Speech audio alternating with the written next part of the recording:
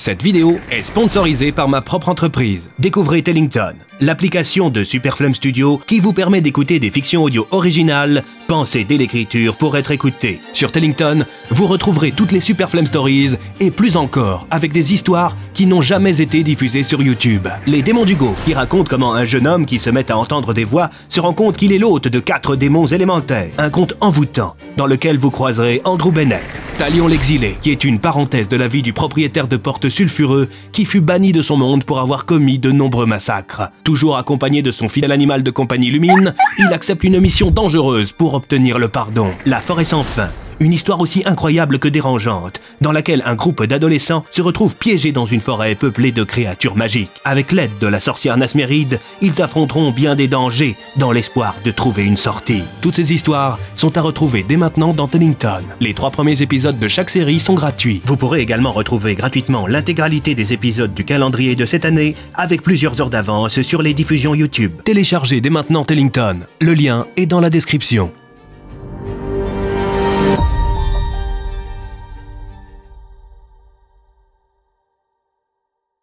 Bonjour à tous, je suis content de vous revoir. J'espère que vous allez bien, que vous avez apprécié l'épisode précédent et que vous apprécierez tout autant celui-ci.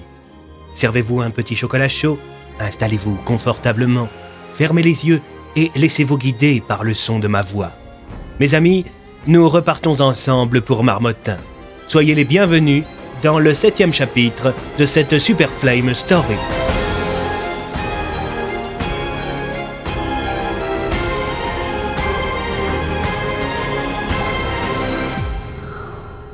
La 5e porte, chapitre 7, 7 décembre. La scène était déchirante. Tandis que dans le ciel, un balai incessant d'hélicoptères évacuait des troupes de la DPA, la police de Marmottin faisait du porte-à-porte pour s'assurer que tout le monde se rendait bien sur la place de la mairie. Se trouvaient là des dizaines d'autobus dans lesquels on faisait monter à toute hâte les habitants du village, terrorisés, qui ne comprenaient pas ce qui se passait. En boucle, sur Marmottin FM, on entendait le même message. Votre attention s'il vous plaît, l'état d'urgence a été décrété sur Marmottin. La population est invitée à se rendre sur la place de la mairie afin d'être évacuée. Ne prenez avec vous que le strict nécessaire. Attention, attention, ordre d'évacuation émis par le ministère de l'Intérieur. Alors que les membres de sa famille étaient en train de monter dans un bus d'évacuation, l'inspecteur Bloom s'était rendu en compagnie d'Oswald, du lieutenant Fonck et du commissaire Tassier à proximité de l'anomalie. Avec eux se trouvait également Oshihiro. « C'est qui ce type ?» demanda l'agent Talbot en dévisageant le chef de clan. « Un ami à nous !» s'exclama Tassier. « Qu'est-ce qui se passe, nom de Dieu? Je croyais qu'on aurait plus de temps que ça !» Une voix féminine émana de derrière le policier.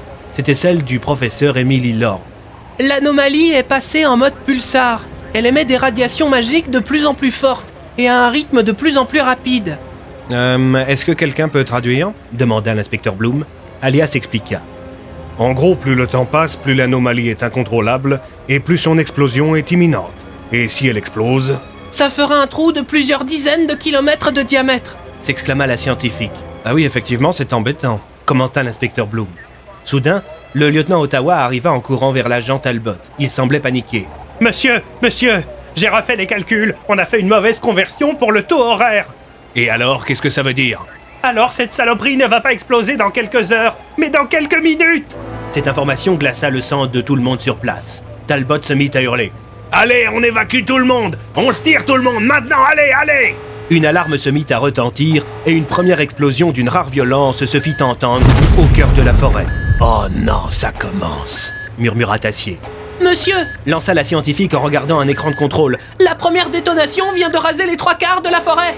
Comprenant qu'ils n'auraient pas le temps de fuir, tous se plongèrent quelque temps dans leurs pensées. Chacun pensa à ses proches un instant. Bloom et Fonck priaient pour que les bus qui transportaient leur famille soient déjà loin.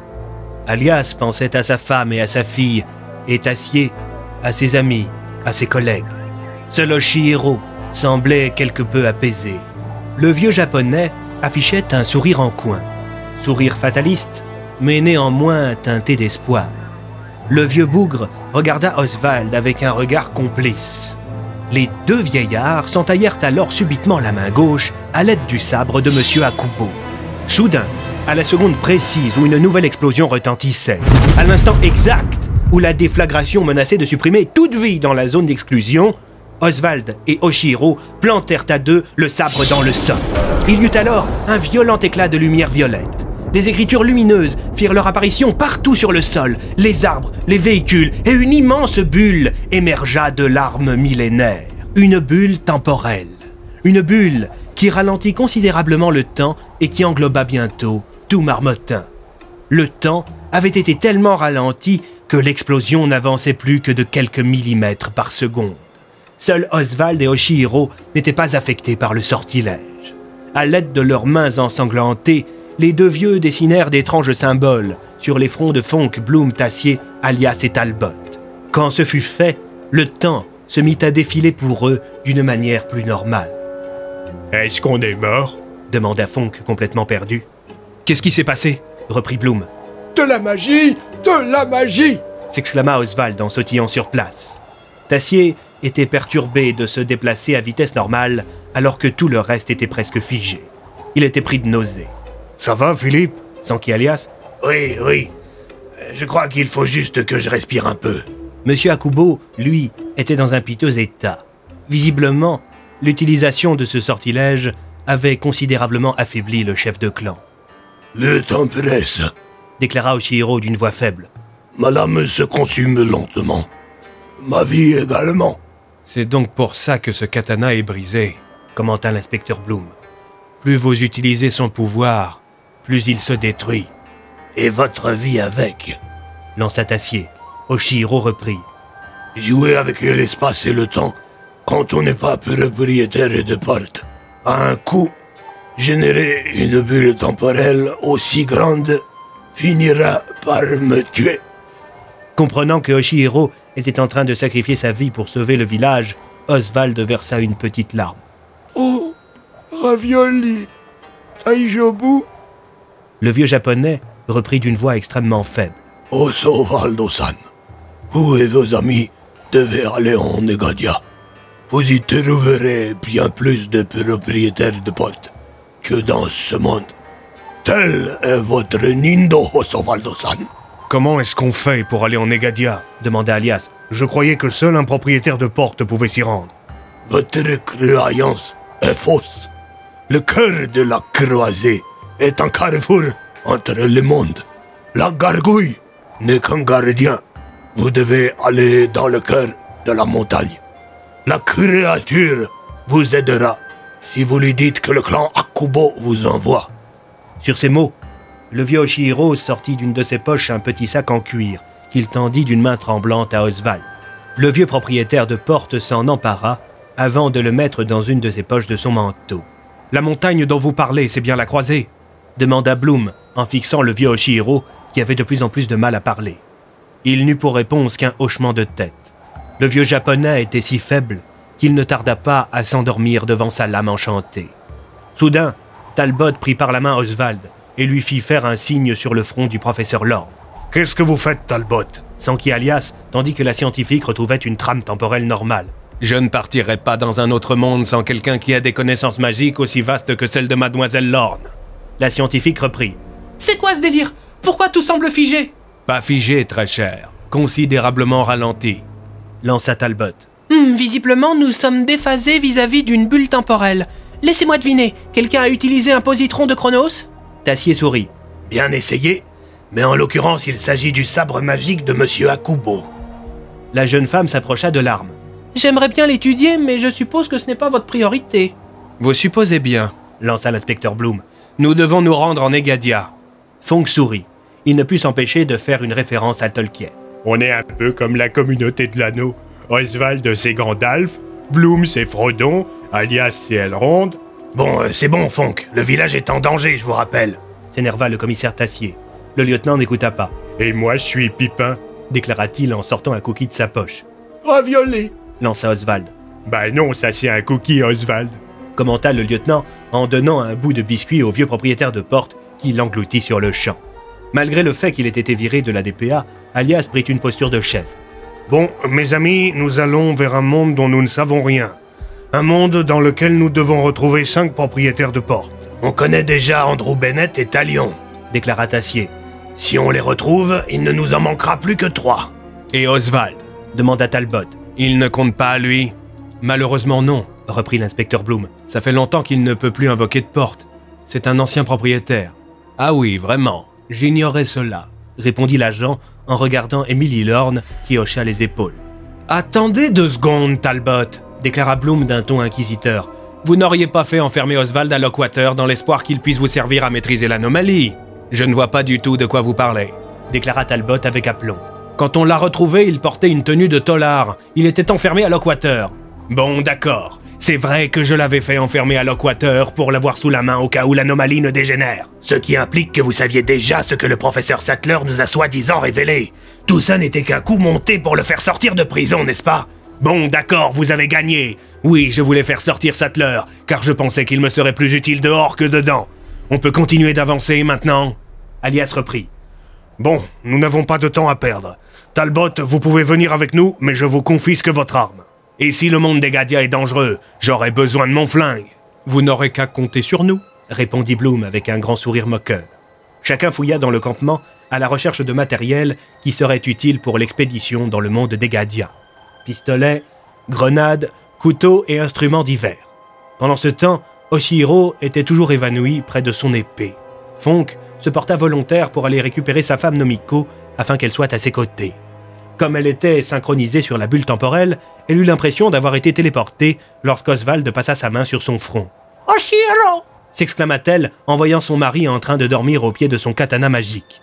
Le lieutenant Fonk, prévoyant comme il était, avait pris soin d'embarquer avec lui 2 futons pour que les 2 vieillards japonais puissent rester côte à côte. Quelques heures passèrent et bientôt, la communauté des portes, comme l'avait appelé le lieutenant Fonk, arriva devant les 2 immenses portes magiques bloquant l'entrée du cœur de la montagne. « Comment est-ce qu'on veut ouvrir la porte ?» demanda l'inspecteur Bloom. « Il faut pas une gemme magique ou une connerie comme ça ?» C'est vrai que j'avais oublié ce détail, grommela Alias. Oswald, comprenant que la petite troupe était bloquée et étant paradoxalement déjà venu dans le coin un certain nombre de fois du fait de son passé, se mit à fouiller aux alentours de l'entrée de la caverne. Soudain, pareil à un chien, le vieillard se mit à 4 pattes et se mit à creuser le sol avec ses mains. « Oswald, c'est pas le moment de faire des gâteaux de terre !» se plaignit Bloom. « Attendez, inspecteur, déclara Fonk. Je crois qu'il cherche quelque chose. » Soudain, le vieil homme tira de la terre un tout petit coffre. Coffre dont il tira une clé dorée qu'il tendit à l'inspecteur Bloom. Quand l'inspecteur prit la clé dans ses mains, elle le brûla. Il la lâcha aussitôt. « Ah! Saloperie, ça m'a brûlé !» lança-t-il tandis qu'Oswald éclatait de rire. « Oh oh oh oh! De la magie! De la magie !»« C'est ça, fais le malin, toi !» Seul un propriétaire de porte peut tenir la clé sans être brûlé. Vous avez la mémoire courte, Nathan. Ouais, bah désolé, mais avec toutes ces histoires de mystère et de magie, je vous cache pas que moi j'essaie d'oublier, voyez-vous. Oswald, une fois son fou rire terminé, prit la clé et l'approcha de l'immense porte qui fermait l'entrée de la grotte. L'objet fut attiré comme par un aimant et alla se loger dans la serrure. La clé tourna toute seule et la porte s'ouvrit. Quand ce fut fait, la clé se changea en une petite orbe de lumière qu'Oswald prit dans sa poche. La communauté s'engouffra ensuite dans le tunnel. « Restons sur nos gardes », déclara Alias. « Plus loin, nous allons tomber sur les golems épéistes. » À ce propos, je pense qu'Oswald devrait passer devant. Ça peut être une bonne idée. Passez devant nous aussi. Je n'aime pas cet endroit, déclara l'inspecteur Bloom avant d'allumer sa lampe torche. J'ai comme un mauvais pressentiment. Depuis le temps que je rêvais de parcourir ce tunnel, s'exclama la professeure Lorne. J'ai lu tous les dossiers internes concernant cet endroit. Et ces dossiers faisaient-ils mention de cadavres jonchant le sol? Demanda le commissaire Tassier en éclairant la longue galerie qui se profilait devant nos protagonistes. Se trouvaient là plusieurs dizaines de cadavres de soldats de la DPA. Ils semblaient pourrir sur place depuis plusieurs mois. Oswald fut soudain paniqué. « Ravioli! Oh non, non, non, non, non! Non, ravioli! De la magie! Oh, oh, oh non, non !» Alias se tourna vers l'agent Talbot. « Talbot, nom de Dieu, comment se fait-il que des gars de chez nous soient revenus ici? Le lieu était censé être sous scellé. » Désolé, Alias, mais le contexte était différent. Je ne faisais qu'obéir aux ordres. Le groupe, sur ses gardes, arriva bientôt devant la seconde porte.